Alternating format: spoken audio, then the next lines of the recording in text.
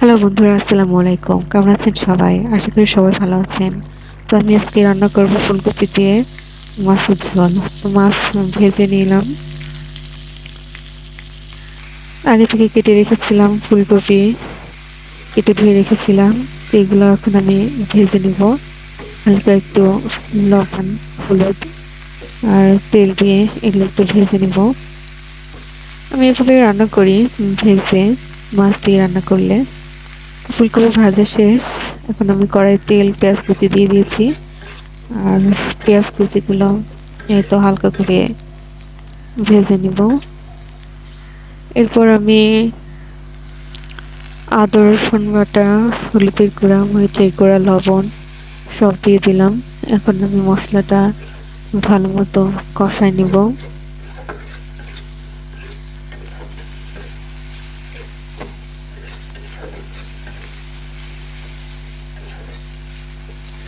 এই তো আমার মশলা কষানো প্রায় শেষ। এখন আমি যে ভেজে রেখেছিলাম ফুলকপিগুলা, এগুলো এখন আমি দিয়ে দিব।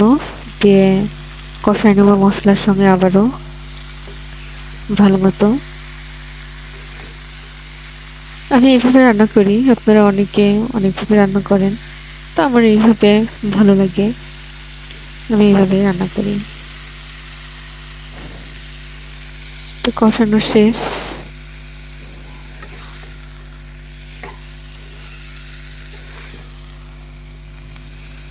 লেগে যাচ্ছিল, তাই আমি একটু পানি দিয়ে নিলাম।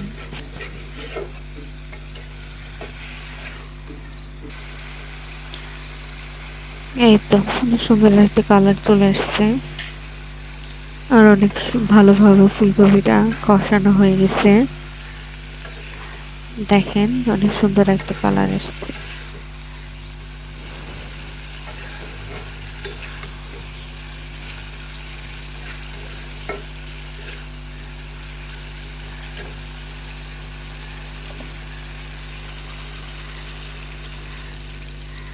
এখন আমি পানি দিয়ে দিলাম ঝোলের জন্যে।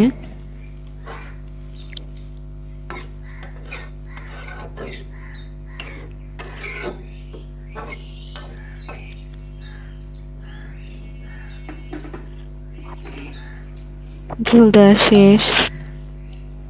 এখন আমি ঢেকে দিলাম। এই তো বলক উঠে গেছে। এখন আমি এর মধ্যে মাছগুলো দিয়ে দিব।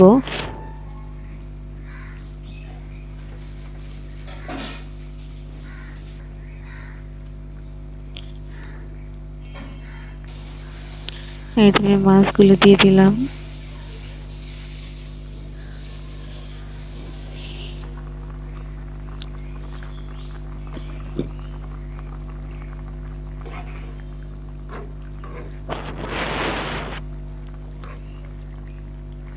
একটু নাড়াচাড়া করে দিলাম যেন ভালো মতো মাছ ফুলকপিগুলো ভালো মতো যেন সেদ্ধ হয়।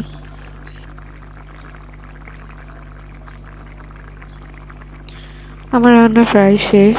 তো আমি জিরার গুঁড়ি দিয়ে দিলাম। জিরার গুঁড়ি দিয়ে নামায় নিব। তো আমার ভিডিও যদি আপনাদের ভালো লেগে থাকে তাহলে অবশ্যই লাইক, কমেন্ট, শেয়ার করবেন এবং আমার পেজটা ফলো দিয়ে আমার পাশে থাকবেন। এই তো আমার রান্নার ফাইনাল লুক। অনেক সুন্দর একটা কালার আসছে। সবাই ভালো থাকবেন, সুস্থ থাকবেন। আল্লাহ হাফেজ।